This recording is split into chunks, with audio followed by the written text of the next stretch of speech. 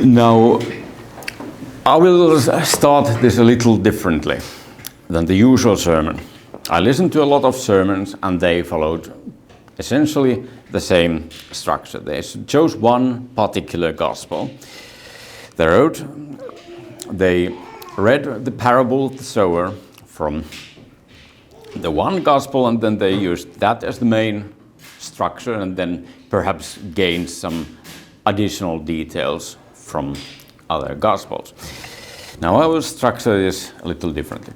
I will read every version, all three versions of the parable from all the gospels where they occur, namely Matthew, Mark, and Luke. So this will take a little more time than usual, but it's informative to pay attention to the small details, small differences, different emphasis, different words chosen between all the gospel authors. Because let's remember, Jesus almost certainly preached this in Aramaic. So now, since every gospel author is writing in Koine Greek, they will have to make some of their own choices in how exactly they will communicate this in a different language. And they will have to consider their audience too. Like, is their expected audience very well versed in the Old Testament? Have they been reading the Septuagint and they will recognize certain words immediately as references to Septuagint? Or does the author need to explain things to someone who is maybe only vaguely familiar with the Old Testament, like would be the case with Luke, who was writing just the Theophilus? So Luke will understandably be interpreting a lot more. So let's start with Matthew, a very decidedly Jewish author. That same day, Jesus went out of the house and sat beside the sea. And great crowds gathered about him, so that he got into a boat and sat down. And the whole crowd. The verse. You didn't mention the verse. Yeah. Matthew chapter 13, starting from verse 1 and continuing. And he told them many things in parables, saying, A sower went out to sow. And as he sowed, some seeds fell along the path, and the birds came and devoured them. Other seeds fell on rocky ground, where they did not have much soil, and immediately they sprang up, since they had no depth of soil. But when the sun rose, they were scorched, and since they had no root, they withered away. Other seeds fell among thorns, and the thorns grew up and choked them. Other seeds fell on good soil and produced grain, some 100-fold, some 60, some 30. He who has ears, let him hear. Then the disciples came and said to him, Why do you speak to them in parables? And he answered them, To you it has been given to know the secrets of the kingdom of heaven, but to them it has not been given. For to the one who has, more will be given, and he will have an abundance. But from the one who has not, even what he has will be taken away. This is why I speak to them in parables, because seeing they do not see, and hearing they do not hear, nor do they understand. Indeed, in their case, the prophecy of Isaiah is fulfilled, that says, You will indeed hear but never understand, and you will indeed see but never perceive.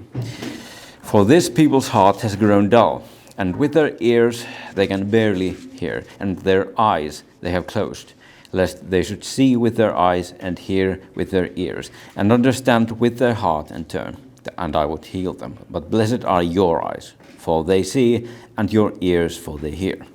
For truly I say to you, many prophets and righteous people longed to see what you see, and did not see it, and to hear what you hear, and did not hear it. Hear then the parable of the sower. When anyone hears the word of the kingdom and does not understand it, the evil one comes and snatches away what has been sown in his heart. This is what was sown along the path. As for what was sown on rocky ground, this is the one who hears the word and immediately receives it with joy. Yet he has no root in himself, but endures for a while. And when tribulation or persecution arises on account of the word, immediately he falls away. As for what was sown among thorns, this is the one who hears the word, but the cares of this world and the deceitfulness of riches choke the word, and it proves unfruitful. As for what was sown in good soil, this is the one who hears the word and understands. He indeed bears fruit and yields, in one case 100-fold, in another 60, and in another 30. And that concludes the parable in Matthew. Following to Mark, this is chapter 4, verse 2. So Mark 4, verse 2.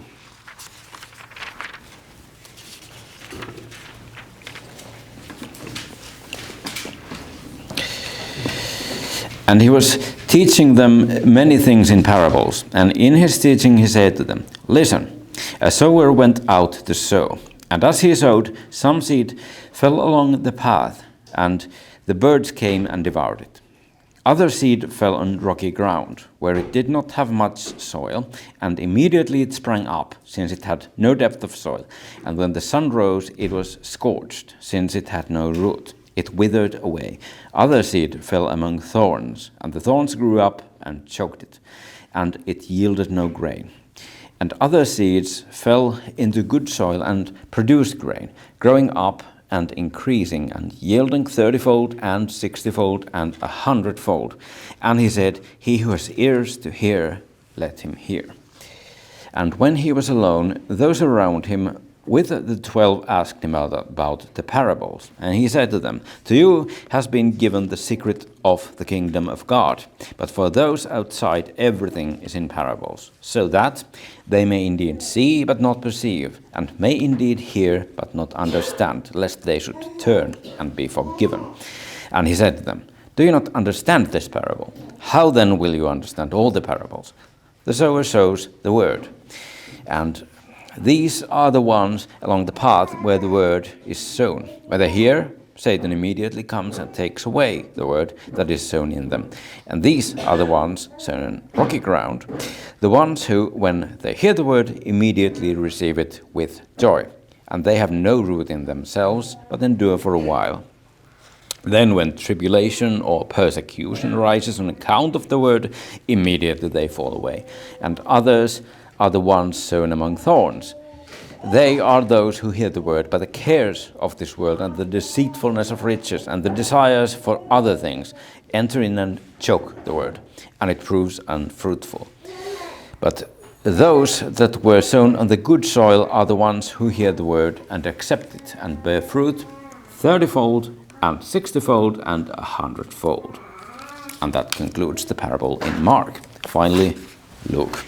So this is Luke chapter 8, and starting from verse 5.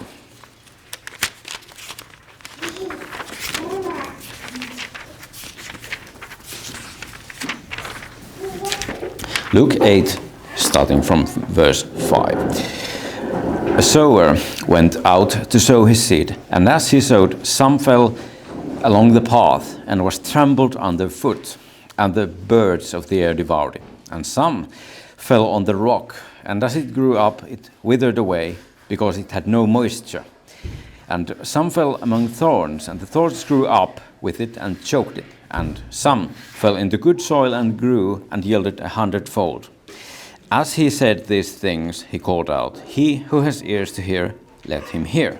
And when the disciples asked him what this parable meant, he said, To you it has been given to know the secrets of the kingdom of God, but for others they are in parables, so that seeing they may not see, and hearing they may not understand. Now the parable is this: the seed is the word of God. The ones along the path are those who have heard.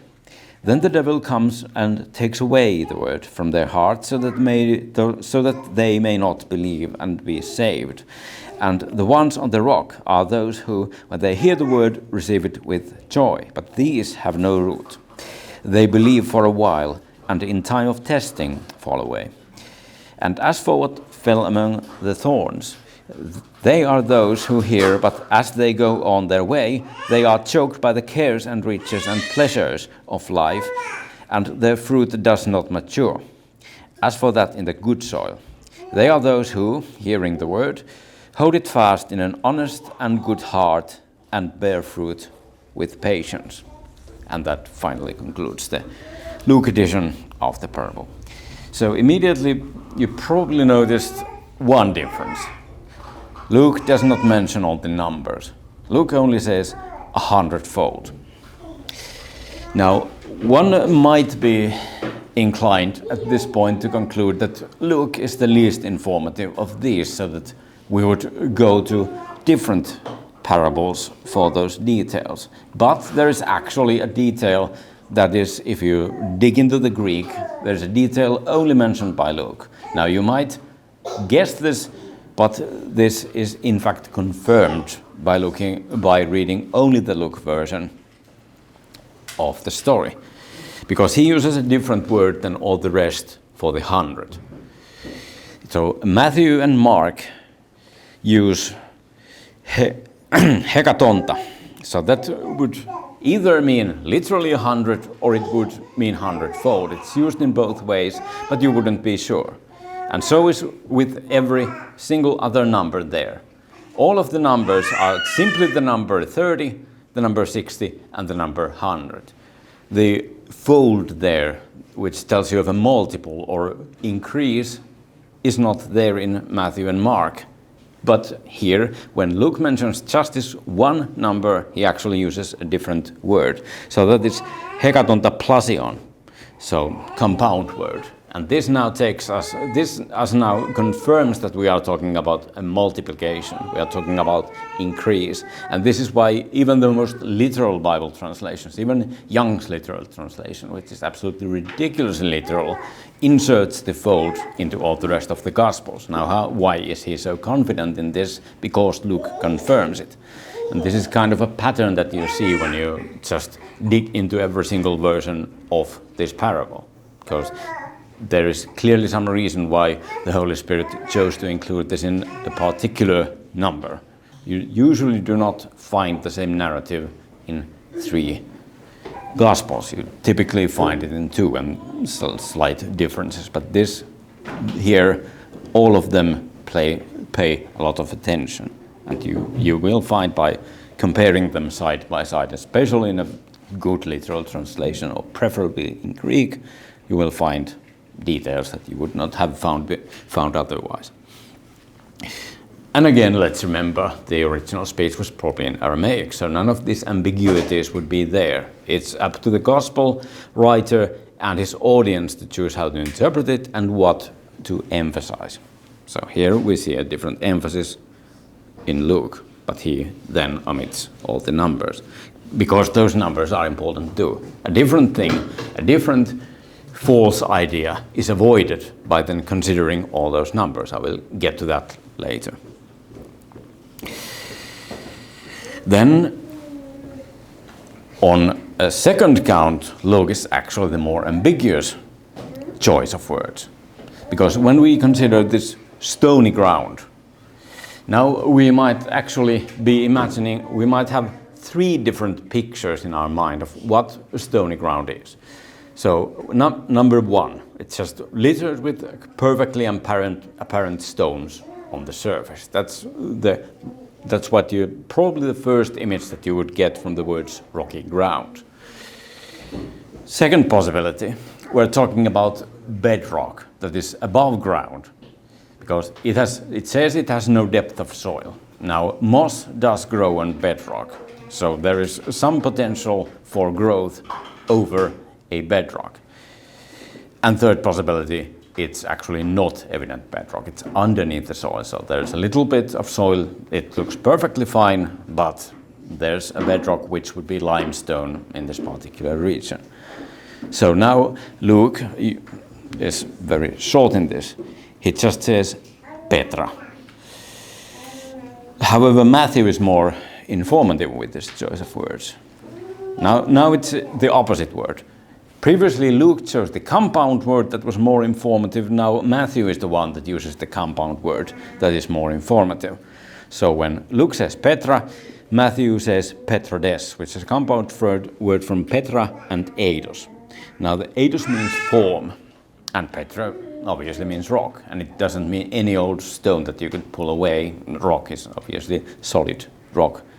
Anyone who has discussed with Catholics about Peter's name, and Peter should know that Petra refers to a big rock, not one that you carry away easily. So here we have a rock form. We might coin a word and say that this soil is petriform, because that's kind of the gist of the used compound word. So now this eliminates the idea of these being just rocks that you could have carried away but didn't on the soil, and they wouldn't have done that anyway. That's the very first thing that the farmers in this age and in this region would do. They would first remove all the evident rocks, then they would till the ground, and then they would sow. So when we get this more specific word from Matthew, we have to conclude that we are some way talking about solid rock somewhere. Now we need further detail to differentiate between the above ground rock and below ground rock. I'll get to that later, but again we see that from the choice of words we have eliminated one possibility, and I will show that ultimately only one reading becomes plausible. Ultimately we will reach a picture of everything that's happening that just it rules out all the wrong ideas that we would get on first reading, especially reading this in a translation of the Greek, and finally we will see what is actually going on in the picture. Then there is the part about the thorns. Again, this is easily pictured in two possible ways. Are the thorns obviously and evidently there when he's throwing the seed? Now, some of these word choices might lead you in that direction, and you would wonder, why is the sower throwing the seed there in the first place? Like, this is obviously a hopeless place. If it's just an area just completely riddled with thorns and weeds, why is the seed going there at all? But here we again have different choices of words when the gospel authors dig down into what is going on with those weeds. So Matthew, about what happens with the weeds, how they rise up and choke the seed. Matthew is a little bit more poetic. He just says that they rise up. He uses the Greek word anabaino. But Luke uses a much more technical word that says that the thorns grow up with it. In other words, the seed and the thorns start from the same stage, which then needs to be a seed. Like, both of them get their chance at the same time, and the weeds win. Now, everybody who has lived in this fallen world knows that this is exactly what happens. The weeds always win if they are in the same place with actual edible grain. So again, comparing the Gospels, we gain more information. Now we know that the thorns weren't actually evident. The ground wasn't littered with them, and the sower behaved perfectly sensibly.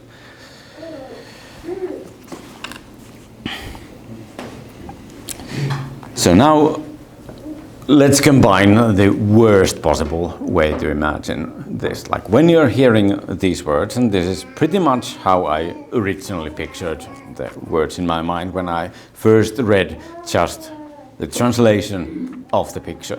And the behavior of the sower makes absolutely zero sense at all if you read it that way. So first of all, unfortunately, when it's describing what is the wayside, or many different words are used, some translations like NASB say road.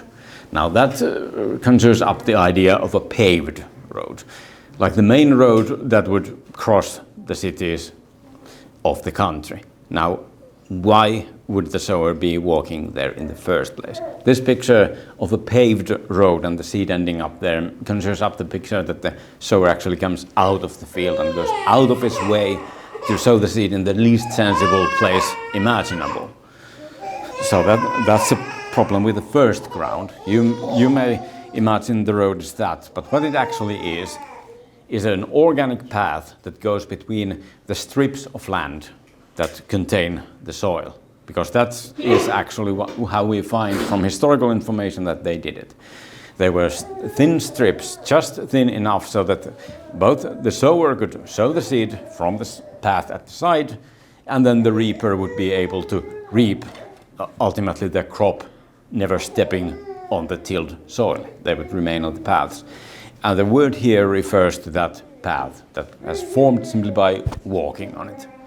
So at this point, the sower's behavior makes perfect sense. He's casting the seed, and since the strip is very narrow, it is just bound some of the seed to fall on the path. Now also, because this is a very dry region, we know that the surface of the path is exceedingly dry. So if we're thinking in our country, we might still imagine that the seed has a little bit of hope there. But actually, when we consider how the earth, like it would be like solid clay, the seed has absolutely zero hope there, but there is a reason why it ends up there. The sower is not behaving in any kind of odd way here. This is just how it's done. Because what they prioritized at the time was that the seed would be spread evenly. And that was the first consideration of all, because they didn't want to crowd any particular patch of land with seed. They would just be competing with each other. The first consideration was to throw the seed in a wide arc. They had the bag of seeds and they were just casting it. They call it broadcasting the seed. Just maybe a little bit wrong idea to us about media and such, but that is a style of casting seed. Like you prioritize the even spread and you consider the seeds that fall on the trodden path as sort of cost of doing business.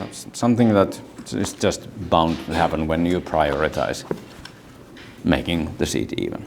So again, the sower is behaving sensibly as far as the path goes. Now, then the shallow, I already kind of talked about this, the rocky ground with its shallow, with its lack of moisture. Like again, if again you imagine those rocks on the surface, then two people have actually made an error. First of all, the one who prepared the ground would never have left rocks there. That would be the first thing you do. And second of all, if the sower did see completely unprepared ground, he would never have thrown the seed there. But when we have figured out, and how do we pin it down to this only one possibility, that the bedrock is not evident to the sower? Well, now that we have these two options, above ground rock and below ground rock, now we pay attention that the seed actually sprouts impressively fast. We get the idea from the text that it's actually faster than on the good ground. And this is what would happen in that way, because here's the problem for the farmer. The till just did not go very deep. It was a kind of technological limitation. So they would not know whether there is bedrock under it. They would maybe 10, 15 centimeters. They would know about it, but then they would have no idea what's going beneath it. And from historical sources that several preachers mentioned, we find that in these circumstances, the grain actually does sprout impressively fast, faster than the rest, because once the root reaches the limit of where it can go, then the plant will put every resource that it has on the above ground growth. So the farmer would already be concerned when he sees a plot of land that looks better at the initial stages than the rest. And then when ultimately the inevitable happens, the dry season starts to come and it just dies there, then he knows, okay, this is the problem with the land, I'm not going to sow a seed anywhere in that region ever again. But you would know that at the first time. This land also looked the same to the sower. So again, the sower is behaving sensibly. And then, as I mentioned, the thorns. The only thing here that makes sense of all the words, the highly technical word used, is that it was not obvious grown-up thorns. It was seeds. It was a weed problem in the tilled ground. So again, the ground would look the same to the sower at the point of sowing the seed. The problem only would come after a while, after he witnesses what happens to the ground. Now, in comes the weed, but simultaneously come all those weeds. And at this point, you know that you have a problem here, but not at the time of sowing. So at every point, if you have the wrong picture, you have the sower of the seed behaving in a completely nonsensical way every step of the way. But you have to understand that every piece of land looks the same, except obviously the path. Only the path is evident to the sower. Nothing else at the point of sowing is evident. And this obviously has an application to how we do in evangelism, because this is in fact what we do see. We see the obvious resistance that we can immediately tell that anything that we said had absolutely zero effect. But then we have problems that are only evident later, and they may never be evident to us. They will be evident to someone else, namely the farmer who expects to actually make the harvest. So it will not be the evangelist's problem, it will be the pastor's problem, and occasion for church discipline later. But anyway, so now that we have the picture together, now let's consider the original audience and the fact that they would have known this, because this parable was preached in an agricultural region. They would have actually been doing this. For us, we need to get these from tiny hints in the text, just the right word chosen by just the right gospel author, and some recorded statements in church history, because when Christendom spread to Europe, we had very little idea of how farming was done in that region, but we occasionally had travelers from that region, and we were able in the first centuries to ask some questions, and they made some clarifying remarks of what is actually going on here, and we kind of put the picture together in church history. So we have two approaches, we have two sources of information. We have the hints that are not evident in the text, and then we also have from church history like recorded statements of what is going on and what is not going on in this picture. But let's again remember that every single person in that region, this would be familiar to them. They would have been doing this for decades. Like all the way to the good ground, everything that Jesus said they would have been waiting for Jesus to get to the point, because they know all this. Like we have to do some detective work all the way up here, but they would have been just waiting for Jesus to get to the point, which he in fact does. But not quite where we might think if we find all these strange ways that the sower seems to be behaving here.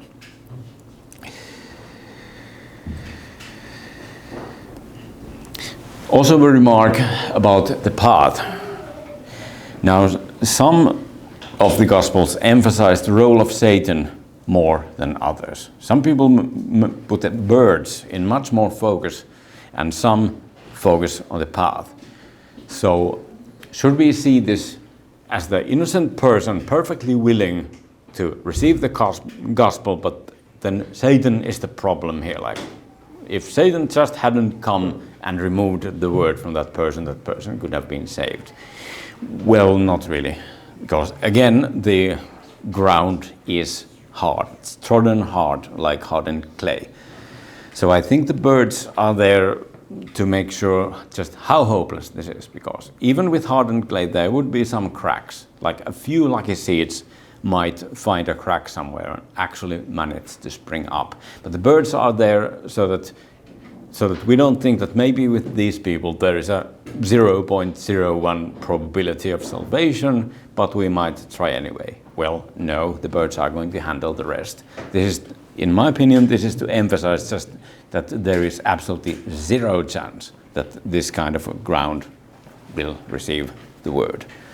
Otherwise, all the Gospels would emphasize on the Satan if this was mainly about him.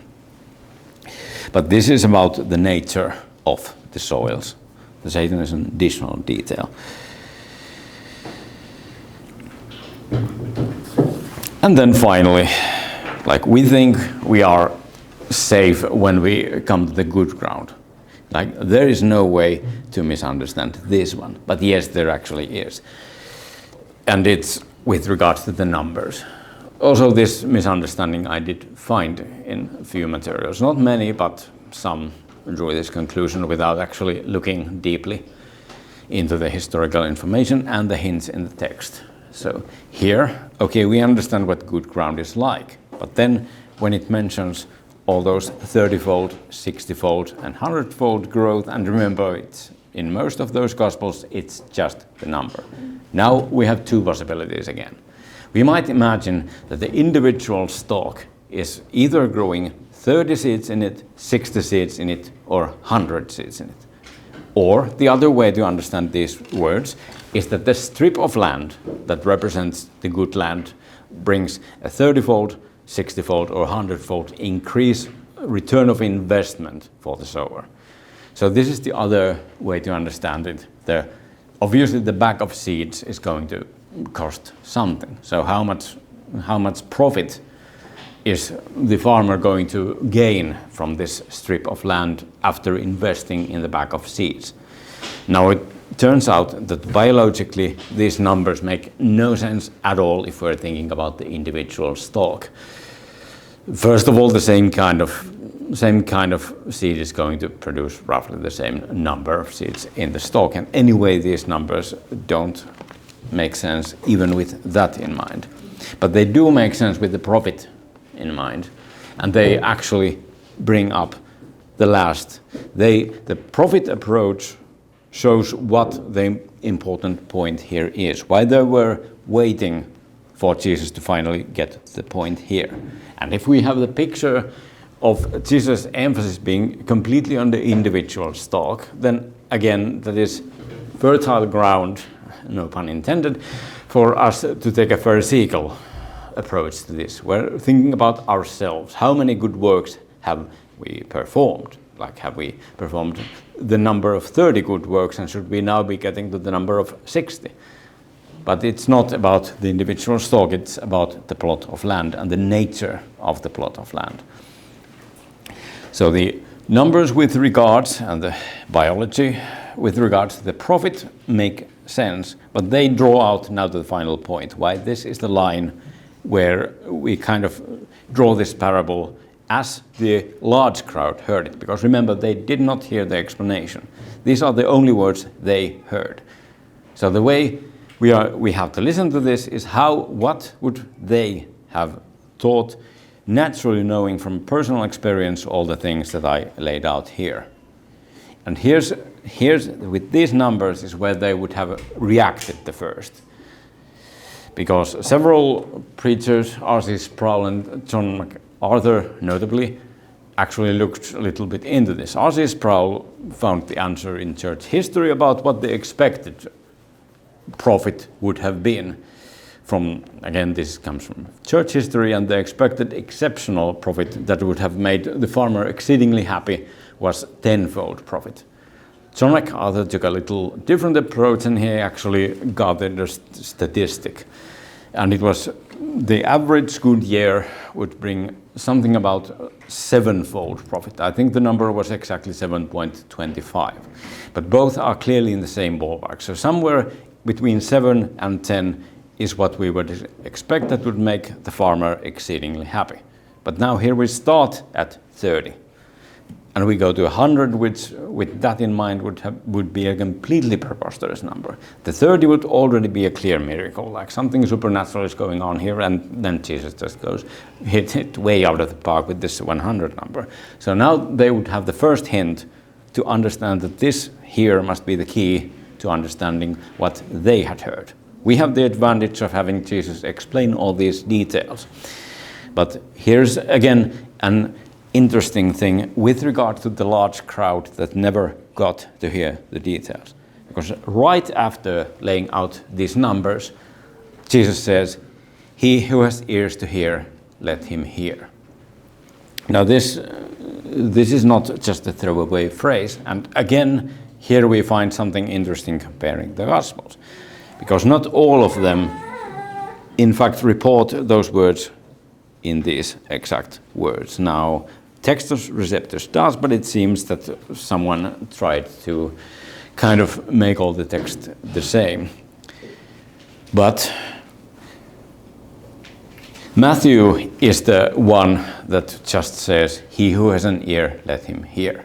He doesn't say he who has ears to hear, let him hear. So if we just, and this is obviously in Neste Aland, the manuscript that is considered the most reliable these days. Again, it seems that someone tried to fix the problem in Textus Receptus, which was based on not very many manuscripts, but we find that Matthew is a little shorter here, but the rest include this.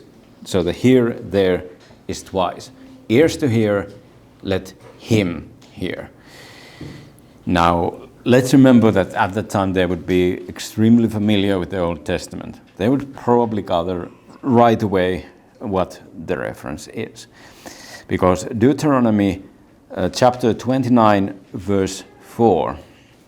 So Deuteronomy 29, verse 4 says, "But to this day the Lord has not given you a heart to understand, or eyes to see, or ears to hear."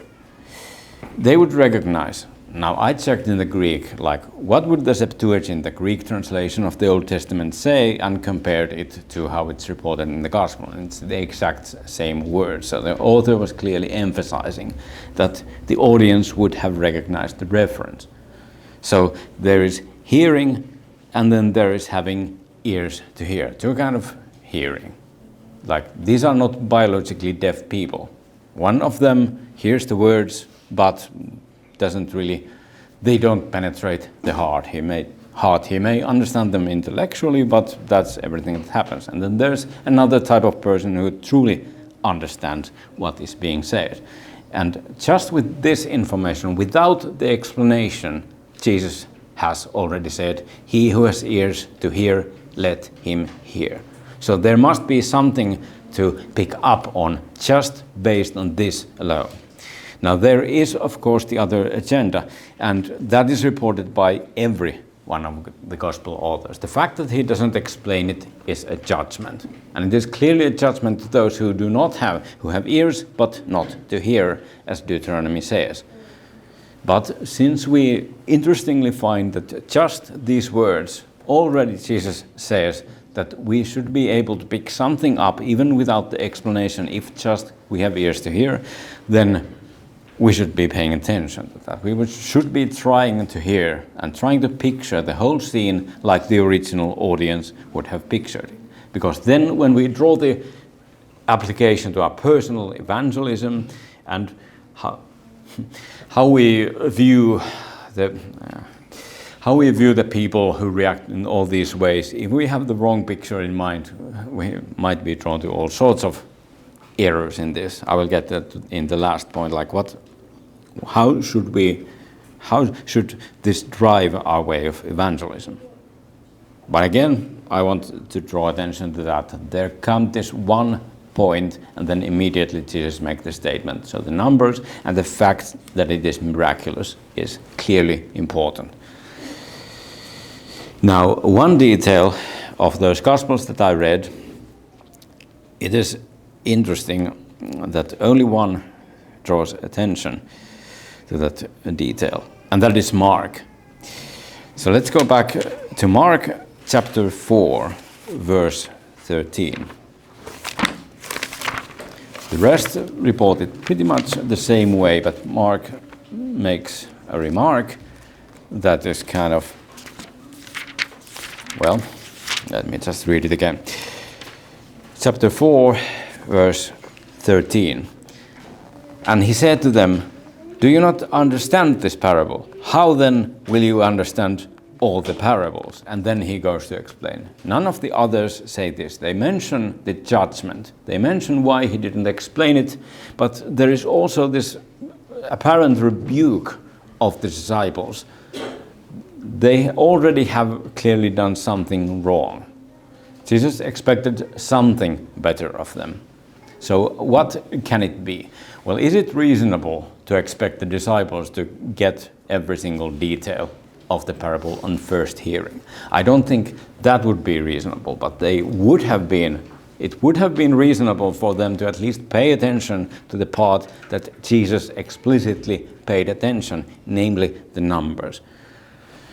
So the right question I think that they should have asked at this point is, okay, a miracle is happening here and we see some connection with perhaps the miracle about Joseph and Egypt and feeding the Israelites. So the right question, I think, would have been, how then do we get this miracle? But it seems that the disciples were just, we don't understand, explain everything, Jesus. So I think that kind of that in my mind explains all the details here. Why Jesus sounded disappointed and why he gave the exhortation to some people to hear these words, even though he didn't explain it.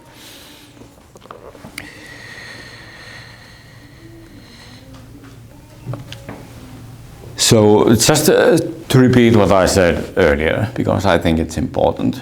With this fact of every single number being clearly miraculous, we should just forget about the interpretation of the good soils and seeing that there is this difference in the soils, 30, 60 and 100.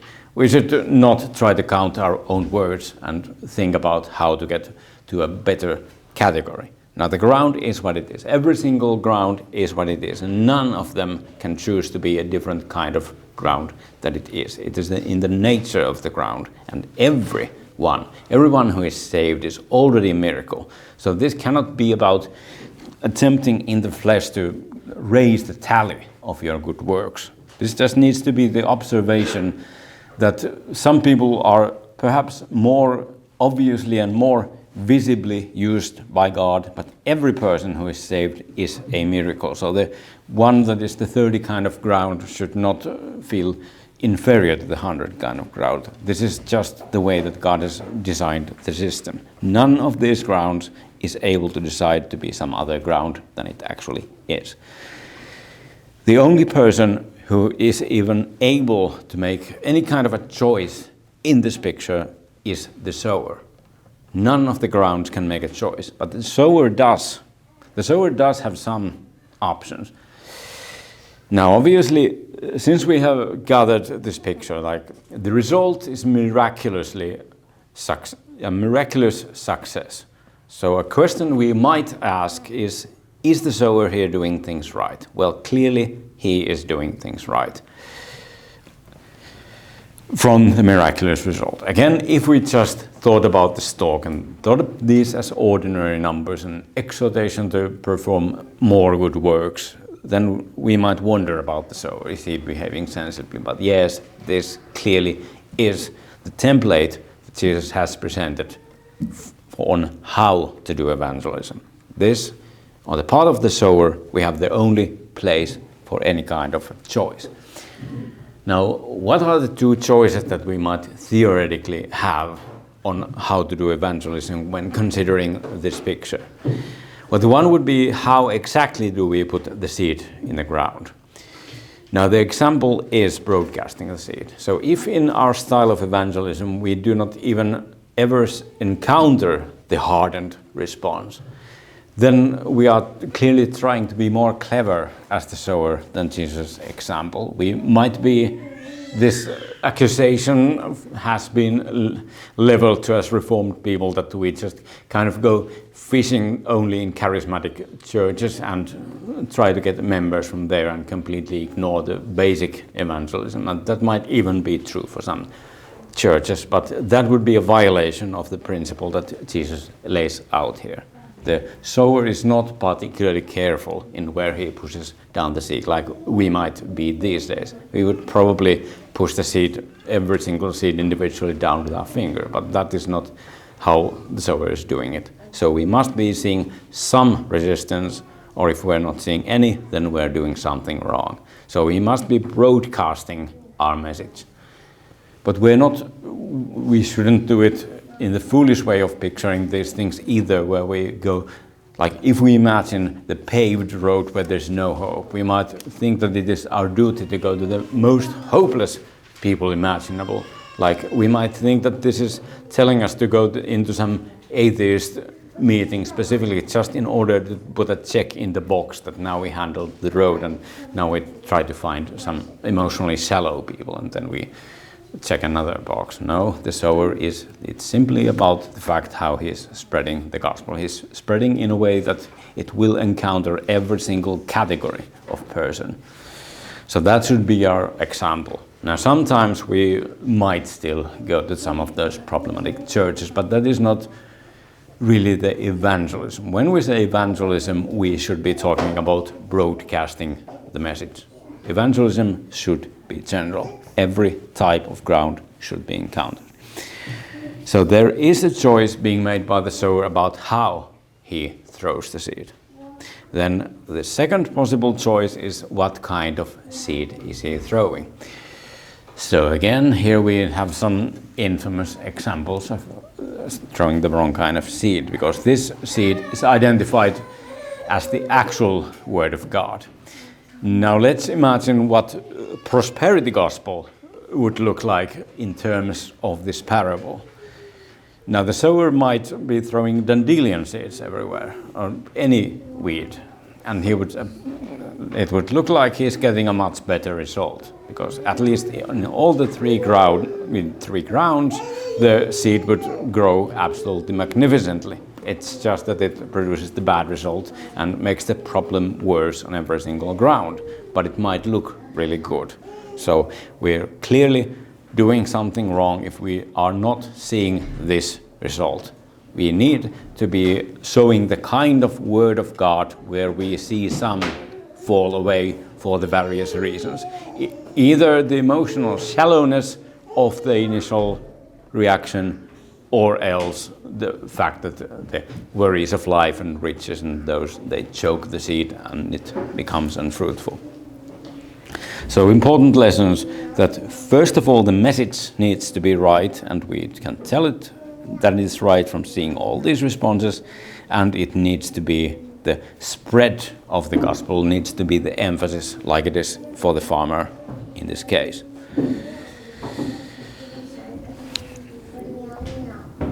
Now finally, to the point where I intended to start this sermon. Like now, let's look at what's going on with the Reformed lens. How do we imagine, with all the Calvinist doctrines in mind, what's going on here? Well, again, I point out that none of these grounds is in this picture able to choose to be any other ground than it actually is. The only difference that is going on in this picture with regards to the seed, the only change that is happening is that the ground reveals what kind of a ground it is. But in this picture, it was always that kind of ground. It was that kind of ground before the seed and after the seed. And only one of the categories of response was obvious at the time of throwing.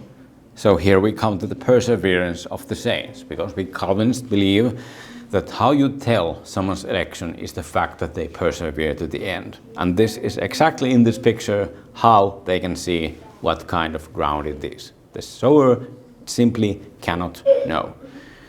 One ground resists immediately. One ground starts out really impressively, maybe even more impressively than your average actual elect, but very quickly you see them just completely fade away. No life at all. In the metaphor, the sun burns the stalk, that is the shallow ground. And then the even less evident one is the one choked out by the thorns. That might actually take decades, because obviously life has to have the opportunity to present this problem. Maybe someone didn't find that kind of material success, or the particular temptation that the word has to offer that is the temptation that they are especially susceptible to. So all of these problems take a lot of time for us to be able to rule out all the bad grounds and pin this particular person down to the good soil. So we need to see the saint persevere until we are in any position to say anything about the matter. But we don't have to say anything about the matter, because our command is to broadcast the seed. We, as the evangelists, simply do not have to consider. We just expect to find them all, and then ultimately, even with all these problems, the result is still miraculous. So that should be the encouragement to be doing this thing.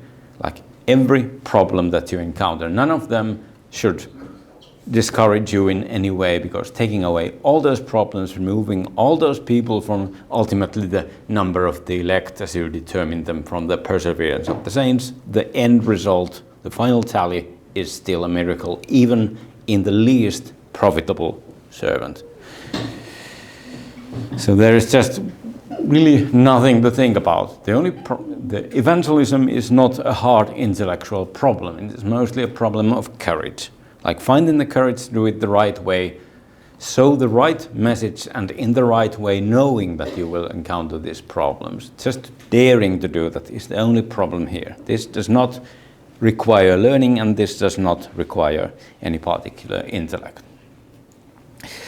So those would be my observations of all the sermons, of the maybe 10 sermons that I read or watched on this matter, and most of these were things that were identified on average by one, maybe two speakers. So these are other things that I gathered, that whenever you listen to a generic sermon on the matter, then just add these little pieces of information to that, and that will present you the full picture. Because there's a lot that I did not mention that every sermon on the topic will inform you. They will present very useful personal anecdotes. For example, Spurgeon, who did this for a very long time and very successfully, he had personal anecdotes of all the types of soils and all the types of responses here. And then there's the application to our sanctification about all the problems. Because all the problems that are within these soils, even though none of these people can choose to be elect, these are still temptations that the world presents. So in fighting those temptations, which is the part in sanctification, we have a lot to learn about all these problems and how to beat them. We just never should put this information into the wrong box. If we put it into the box of choosing to be saved, then we are immediately off to the wrong track in interpreting the whole thing. As far as sanctification goes, these are useful things, and you will gain that information from essentially any sermon preached on the topic. So that is once again my encouragement. Do listen to at least one general sermon on this in addition to mine, and preferably John MacArthur's if you're only going to listen to one. So that would now conclude my teaching. I hope it will be helpful, in addition to someone who will do this general teaching much better than I ever could. Because I had the competition that I would have here, anyone who is anybody in Reformed circles has done sermons on this, and some of them twice from different Gospels. So that's kind of how it became evident to me that there is no point for me as a second time teacher to do the same thing that the absolute masters in this topic throughout all history of Protestantism has done vastly better than me. So I just decided to gather the bits and pieces identified only by single people. So it's intended to be a supplemental teaching for a primary teaching on the topic. So let me end in prayer. Father in heaven, I ask now that you would allow these words and all these details, none of which I figured out on my own. None of these are the result of my own cleverness. These are possibly the result of an entire life of faithful preaching and teaching and digging into the historical details, sometimes doing original work. The only thing that I have done here is to identify them and gather the things that people would miss if they don't listen to as many sermons as I did.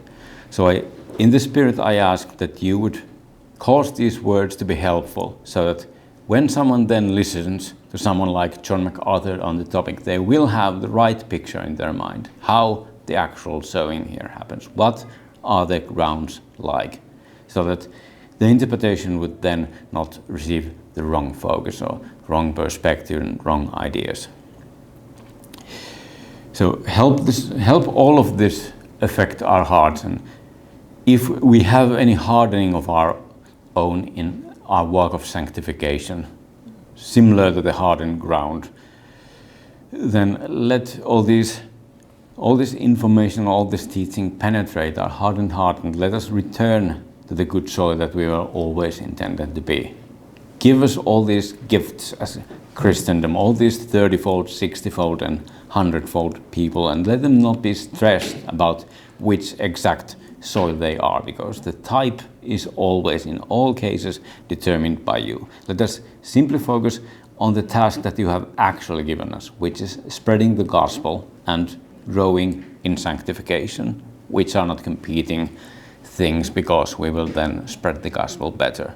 But both of these things will feed on each other. So let us keep the focus in what you intended the focus to be, and not start counting our works and feeding our flesh and stressing out on the particular number of good works that we have performed.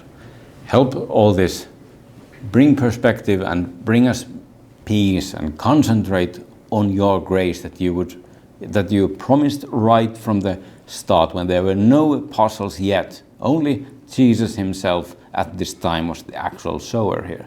Now we too are the sowers. The apostles were the first sowers, and now we have inherited this task. Let us concentrate on how to do that work right, and all of these things that might cause us to develop a pharisaical spirit, let us all those disappear, and let us concentrate on learning how to evangelize and learning how to grow in sanctification. These things I ask in the name of your Son, Christ Jesus. Amen.